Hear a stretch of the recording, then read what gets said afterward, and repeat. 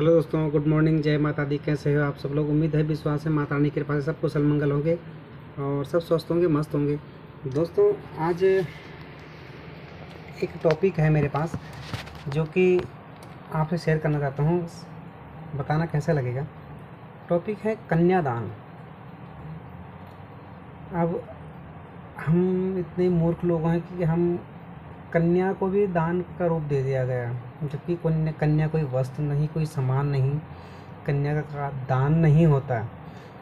वो जो लिखा है कन्या अदान, कन्या अदान मतलब सौंपना, समर्पण करना, उसको कन्यादान कहा जाता है। तो सबसे पहले इसकी शुरुआत हुई थी दक्ष प्रजापति से। सबसे पहले कन्या का दान जो किया था दक्ष प्रजापति ने किया था।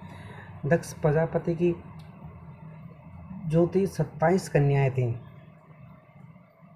27 कन्याएं थी और 27 कन्याओं को उन्होंने चंद्रदेव को सौंप दिया था, जो 27 नक्षत्र माने जाते हैं।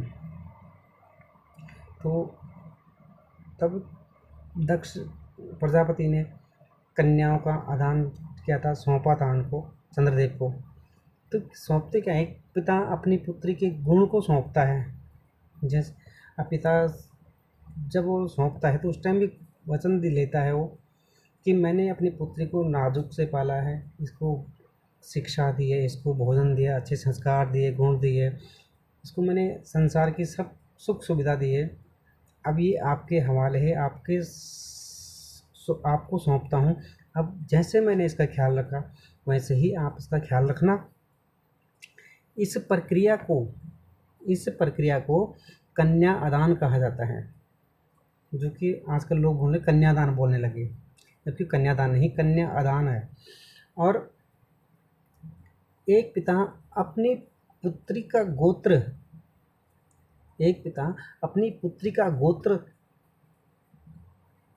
सौंपता है, बदलता है कि ये मेरे गोत्र में थी, अभी आपके गोत्र में आएगी, ये आपके गोत्र से जानी जाएगी।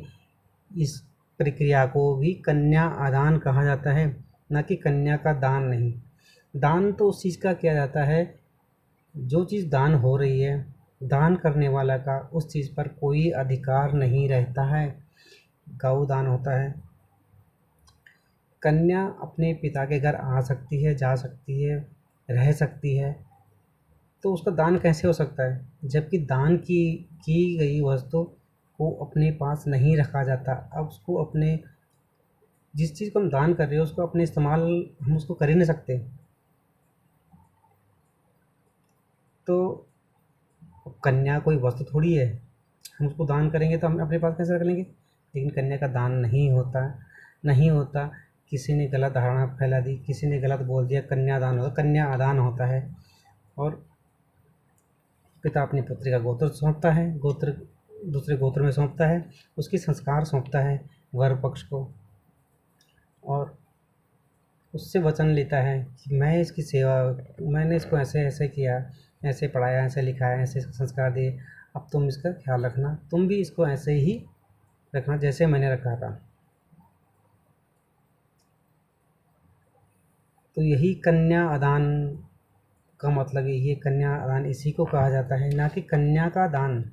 कन्या का दान नहीं हो सकता कभी। लोगों की सोच ऐसी बन गई कि दान, हर चीज़ दान समझ लो, पुण्य का काम कर रहा हूँ। हाँ, अच्छी बात है, उसका लड़की का जीवन तभी सफल है जब वो दूसरे गोत्र में जाती है।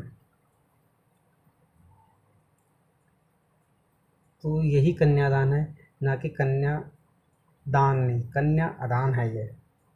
तो ये छोटी सी जानकारी कैसे लगी, उम्मीद है विश्वास से अच्छी लगी होगी। अगर आपके संज्ञान में ऐसी कोई बात है इससे संबंधित तो प्लीज़ मेरे को कमेंट कीजिए और मेरे चैनल को सब्सक्राइब कीजिए, लाइक कीजिए, शेयर कीजिए और मुझे बताइए कि छोटी सी बात कैसे लगी आपको।